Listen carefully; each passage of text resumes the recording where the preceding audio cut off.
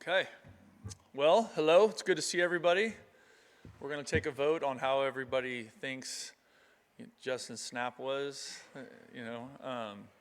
But what a great night in Arizona Stadium. I thought we had a great crowd. I thought the administration did a great job with some creative ideas with just, the fans on the field and the kid zone and just all that stuff. It's really fun. I think that's one of the real special things about the University of Arizona is just how the city shows up for this school, shows up for the athletic programs.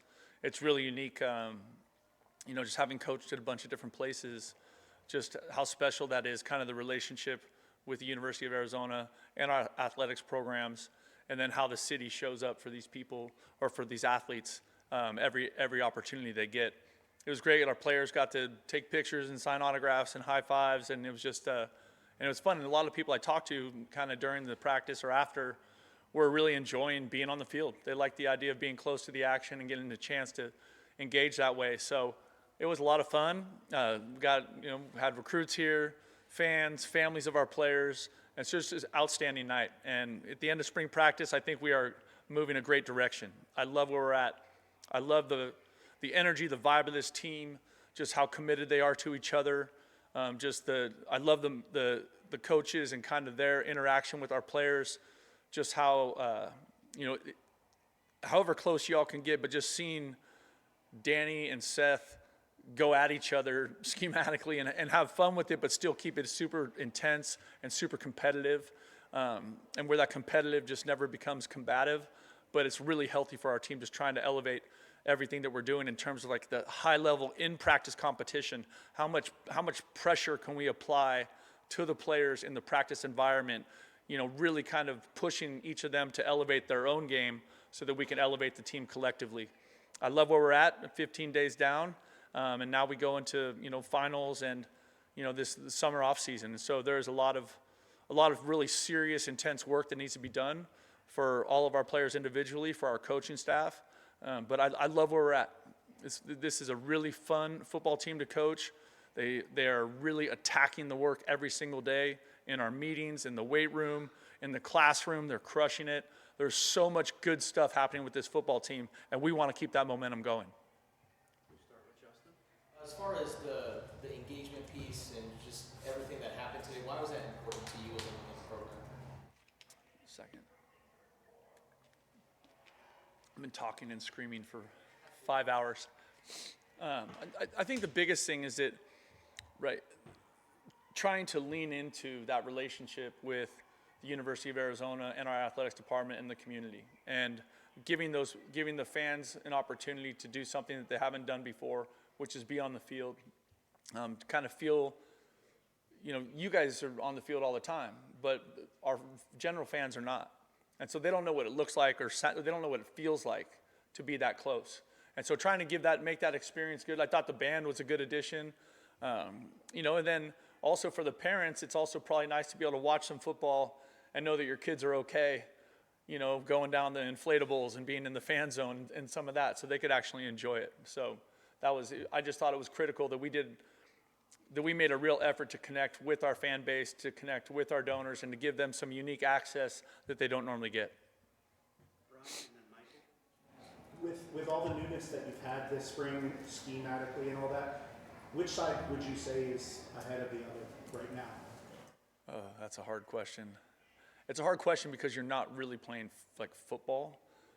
You're just kind of running plays but I think there's been days where you would say, the offense was, and then there's other days where you'd say the defense was.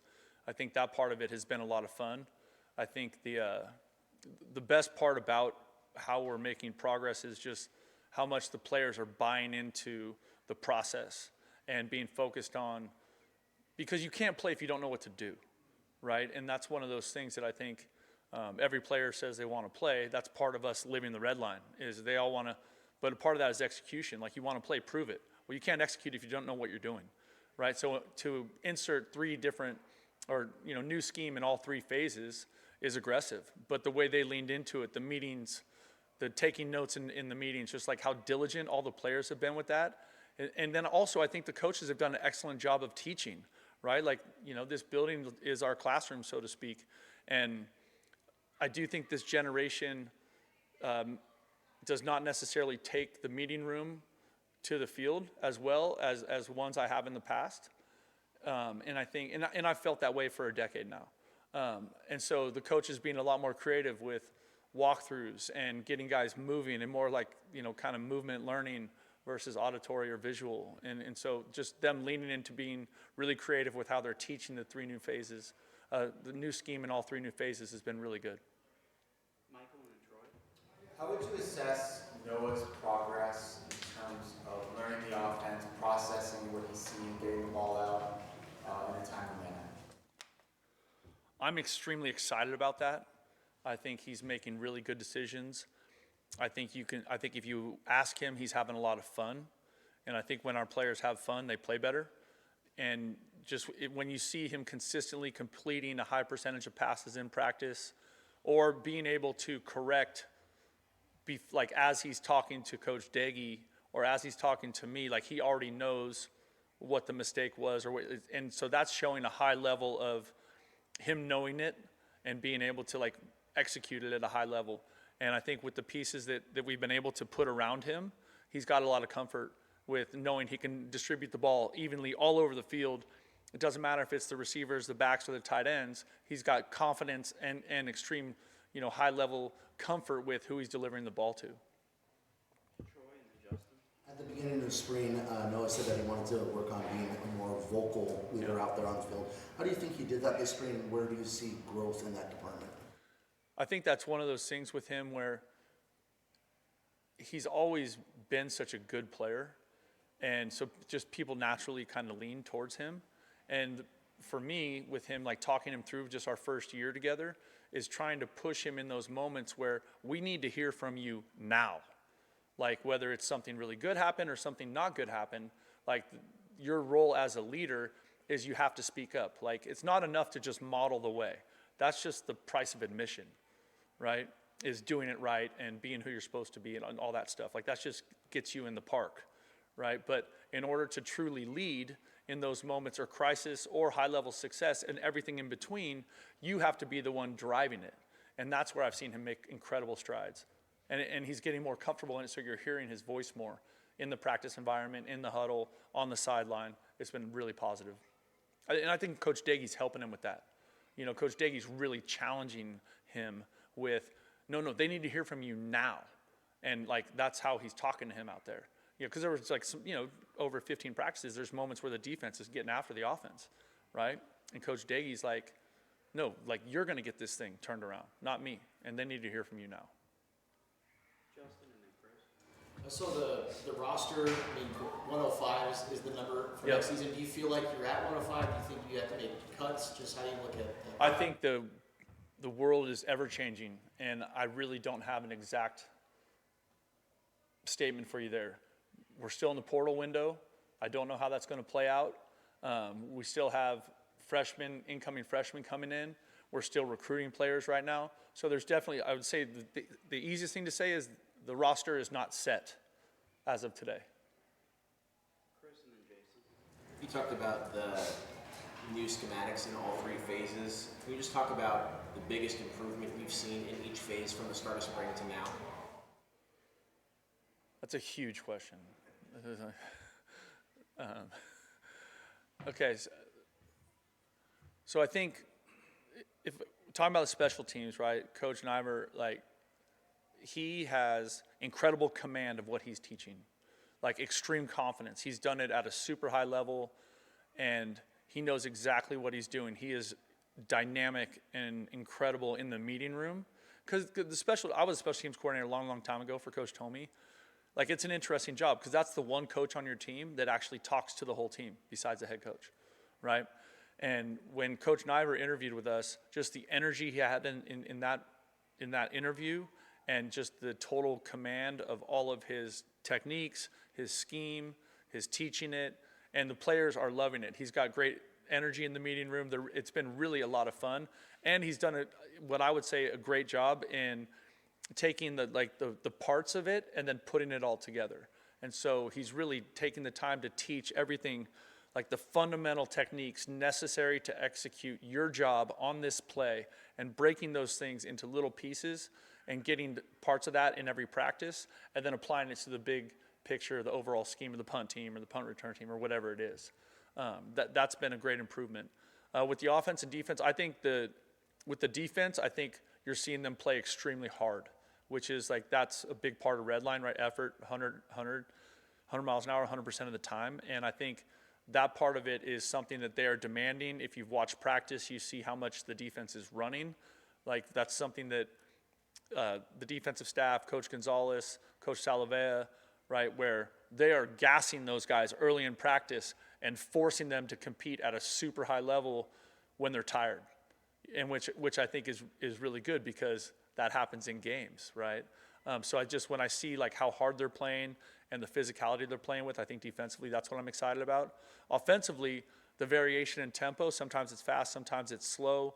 The substitutions and the concepts and the details of that, I think is, there's also days where the offense got after the defense. And in those moments, you see the explosiveness of the scheme, and you see the aggressiveness of Coach Daggy as a play caller. So your huge question just got a 5-minute answer. Jason and then Jordan in the back. Two questions, sorry. Oh, here we go. I got 9 questions. In terms of roster assessment and now turning, do you turn the page quickly? Have you already started doing that in camp? Is that just the nature of transfer portal, or how do you kind of approach that? In terms of just how are we managing the And then retention. So I think that's something, the retention piece is something you work at every day. And in the world of college football, so I had a meeting with the parents today, and one of the parents asked me, have you heard rumblings or guys leave? It's like a totally fair question. But what I said to the parents, I said, like, if you were going to go work for another company, would you tell your current employer that you were leaving before you had the job? Of course you wouldn't. No one does it that way, right? And so I don't know until it happens, right? But leading up to that, we are working extremely hard in building the best environment to play and practice and be a part of a team in every single day, fighting for our culture every day. Like, living the red line is absolutely something that has become absolutely part of us this spring, which is really, really positive. But I think that process is ongoing.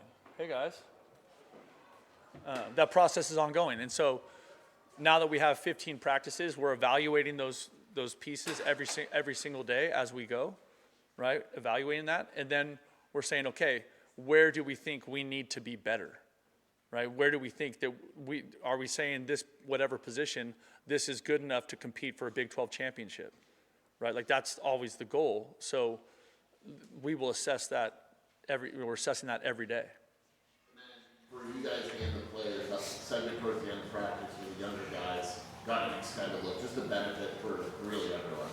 It's great because I think a lot of those guys, are pretty new to us, and so they need the reps, and some of them just finished playing high school football, so they haven't even felt the speed of a college live situation yet. And so we made the quarterbacks live, right? So I'm pretty sure Sawyer is going to learn to tuck the ball away when he escapes the pocket, and Coach Gonzalez is going to keep teaching our guys to attack the football, which is exactly what should have happened the way he was carrying it.